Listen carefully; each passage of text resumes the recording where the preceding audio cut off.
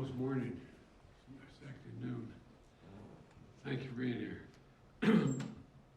Yesterday marked 11 months since Russia's brutal full-scale invasion of Ukraine. 11 months in which Ukrainian people have showed Putin and the world the full force of their courage and the indomitable determination to live free. And through every single step of this horrific war, the American people have been strong and unwavering in their support, and Democrats and Republicans in Congress have stood together. The United States has worked in lockstep with our allies and partners around the world to make sure the Ukrainian people are in the strongest possible position to defend their nation, their families, and against the truly brutal aggression of Russia. I haven't seen the likes of this in a long time. The United States and Europe are fully united. This morning, I had a long conversation with our NATO allies, German Chancellor Scholz, French President Macron, Prime Minister Sunak, and the Italian Prime Minister Meloni, to continue our close coordination and our full support of Ukraine. Because you all know I've been saying this for a long time. The expectation on the part of Russia is we're going to break up. We're not going to stay united. But we are fully, thoroughly, totally united.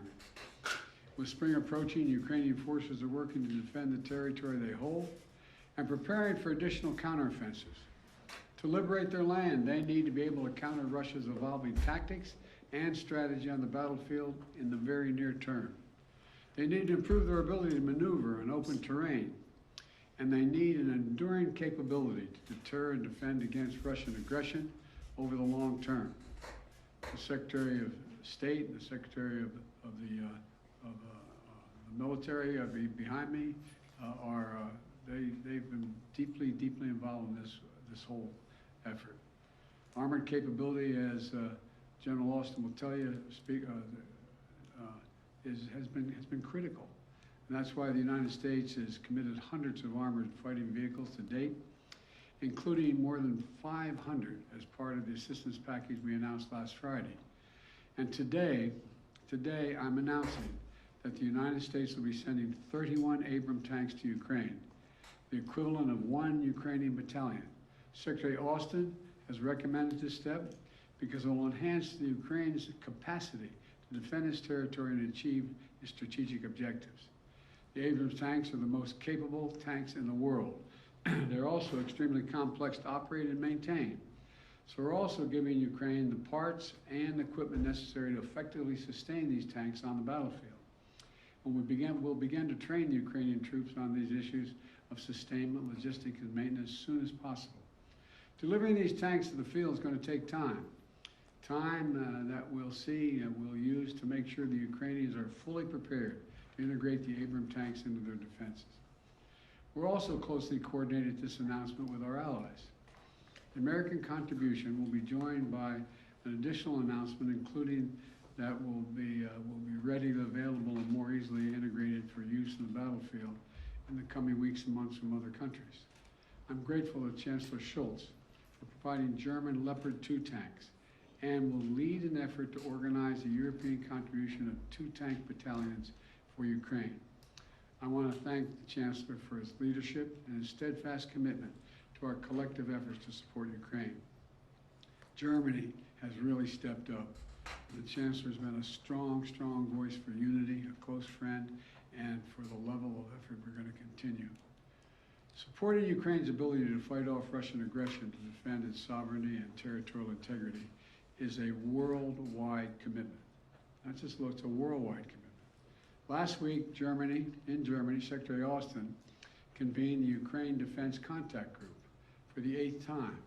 This group is made up of some 50 nations, each making significant contributions of their own to Ukraine's integrity.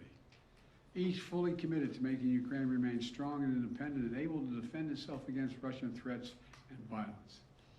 I want to thank every member of that coalition for continuing to step up. The UK, the United Kingdom, recently announced that it's donating Challenger 2 tanks to Ukraine. France is contributing AMX-10s, armored fighting vehicles. In addition to the Leopard tanks, that Germany, like the United States, is also Germany is also sending a Patriot missile battery. The Netherlands is donating a Patriot missile and launchers. France, Canada, the UK, Slovakia, Norway, and others have all donated critical air defense systems to help secure Ukrainian skies and save the lives of innocent civilians who are literally the target of Russia's aggression. Poland is sending armored vehicles. Sweden is donating infantry fighting vehicles. Italy is giving artillery. Denmark and Estonia are sending howitzers. Latvia is providing more Stinger missiles. Lithuania is providing anti-aircraft guns. And Finland recently announced its largest package of security assistance to date. You may remember I was asked a while ago what I think was going to happen. And I said, I let Putin know. He thought that he's going to end up with the Finlandization of Europe. Well, he's got the NATOization of Finland. He's gotten something that he never intended. Together with our allies and partners, we've sent more than 3,000 armored vehicles, more than 8,000 artillery systems, more than 2 million rounds of artillery ammunition, and more than 50 advanced multi-launch rocket systems, anti-ship and air defense systems, all to help counter Ukraine's brutal aggression that's happening because of Russia. And look, today's announcement builds on the hard work and commitment from countries around the world, led by the United States of America, to help Ukraine defend its sovereignty and its territorial integrity. That's what this is about, helping Ukraine defend and protect Ukrainian land.